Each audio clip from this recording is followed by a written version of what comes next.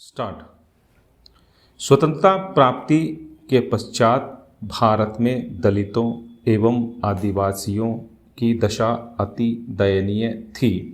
इसलिए हमारे संविधान निर्माताओं ने काफ़ी सोच समझकर इनके लिए संविधान में आरक्षण की व्यवस्था की और वर्ष 1950 में संविधान के लागू होने के साथ ही सुविधाओं से वंचित वर्गों को आरक्षण की सुविधा मिलने लगी ताकि देश के संसाधनों, अवसरों एवं शासन प्रणाली में समाज के प्रत्येक समूह की उपस्थिति सुनिश्चित हो सके। उस समय हमारा समाज ऊंच नीच, जाति पाति, छुआछूत जैसी कुरीतियों से ग्रसित था। पैरा हमारे पूर्व प्रधानमंत्री श्री लाल बहादुर शास्त्री ने एक बार कहा भी था, यदि कोई एक व्यक्ति भी ऐसा रह गया जिसे किसी रूप में अछूत कहा जाए तो भारत को अपना सर शर्म से झुकाना पड़ेगा। वास्तव में आरक्षण वह माध्यम है जिसके द्वारा जाति, धर्म, लिंग एवं क्षेत्र के आधार पर समाज में भेदभाव से प्रभावित लोगों को आगे बढ़ने का अवसर प्राप्त होता है। किंतु वर्तमान समय में देश में प्रभावी आरक्षण नीति को उचित नहीं ठहराया जा सकता, क्योंकि आज यह राजनेताओं के लिए सिर्फ वोट नीति बनकर रह गई है। वंचित वर्ग का निचला तबका आरक्षण के लाभ से आज भी अछूता है। पैरा भारतीय संविधान में वंचित वर्गों के उत्थान के लिए विशेष प्रावधान का वर्णन इस प्रकार है। अनुच्छेद 15 समानता का मौलिक अधिकार द्वारा राज्य किसी नागरिक के विरुद्ध केवल धर्म, मूल वंश, जाति, लिंग, जन्म स्थान या इनमें से किसी एक के आधार पर कोई विभेद नहीं करेगा।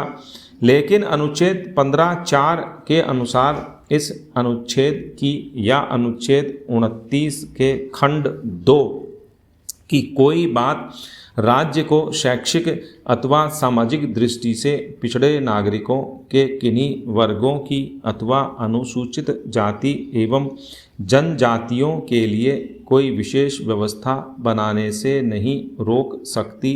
अर्थात राज्य चाहे तो इनके उत्पादन के लिए आरक्षण या शुल्क में कमी अथवा अन्य उपबंध कर सकता है। कोई भी व्यक्ति उसकी विधि मान्यता पर हस्तक्षेप नहीं कर सकता कि यह वर्ग विभेद उत्पन्न करते हैं। पैरा स्वतंत्रता प्राप्ति के समय से ही भारत में अनुसूचित जातियों और जनजातियों के लिए सरकारी नौकरियों एवं शिक्षा में आरक्षण लागू है।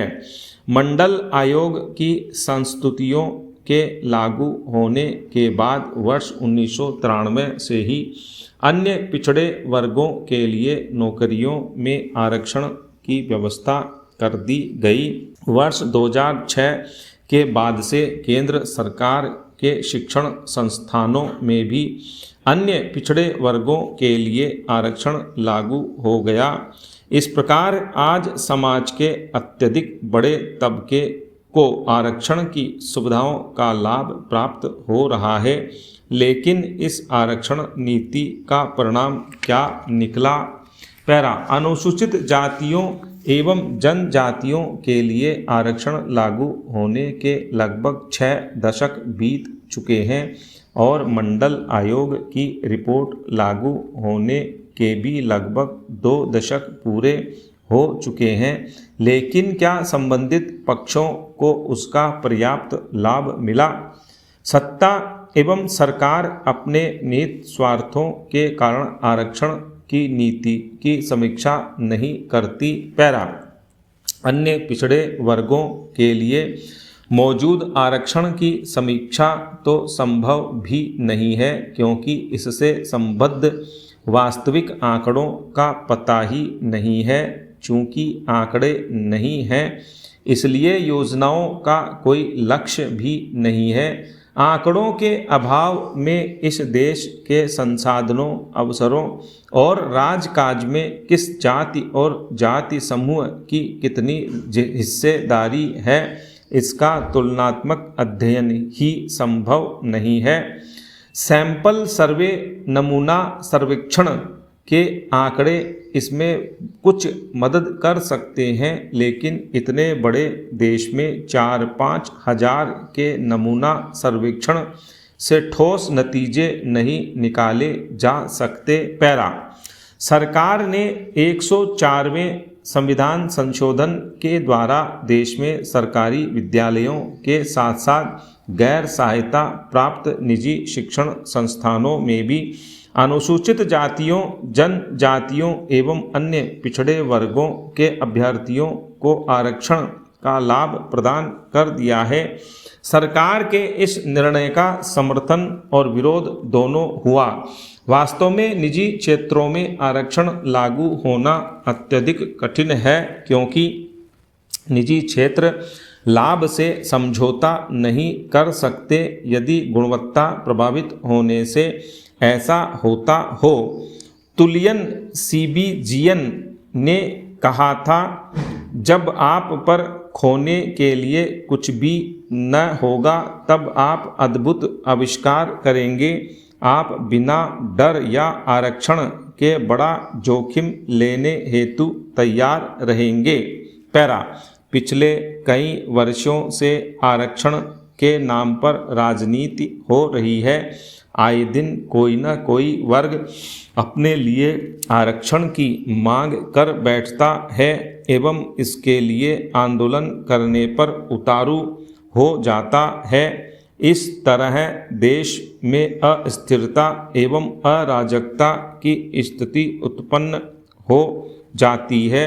आर्थिक एवं सामाजिक पिछड़ेपन के आधार पर निम्न तबके के लोगों के उत्थान के लिए उन्हें सेवा एवं शिक्षा में आरक्षण प्रदान करना उचित है, लेकिन जाति एवं धर्म के आधार पर तो आरक्षण को कतई भी उचित नहीं कहा जा सकता, क्योंकि एक ओर तो इससे समाज में विभेद उत्पन्न होता है, तो दूसरी ओर आरक्षण पाकर व्यक्ति कर्म क्षेत्र में भी विचलित होने लगता है। पैरा कार्लाइल ने भी कहा था, तुम किसी समुदाय को निष्क्रिय बनाना चाहते हो तो उसे अतिरिक्त सुविधाएं दे दो। सुविधाओं के व्यामोह में समुदाय कर्म पथ से विरत हो जाएगा। ऊंची डाली को छूने के लिए हमें ऊपर उठना चाहिए, न कि डाली को ही झुकाना चाहिए। उसी तरह कमज़ोर को योग्य बनाकर उसे कार्य सौंपे, न कि आरक्षण से कार्य को ही झुका दें। पैरा वर्ष 2014 के प्रारंभ में कांग्रेस पार्टी के महासचिव श्री जनार्दन द्विवेदी ने कहा था कि देश में आरक्षण जाति आधार पर नहीं बल्कि आर्थिक आधार पर किया जाना चाहिए। वास्तव में द्विवेदी जी की कही बात पर गंभीरता पूर्वक विचारने का समय आ गया है, क्योंकि आज प्रश्न गरीबी का है और गरीबी की कोई जाति या धर्म नहीं होता।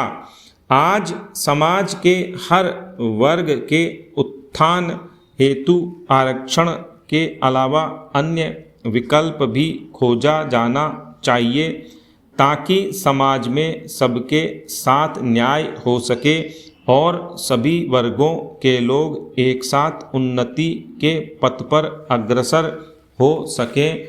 संपूर्ण विश्व में महिला सशक्तिकरण एवं महिला संबंधी नीतियों का मुख्य लक्ष्य महिलाओं को राजनीतिक रूप से सशक्त करना रहा है।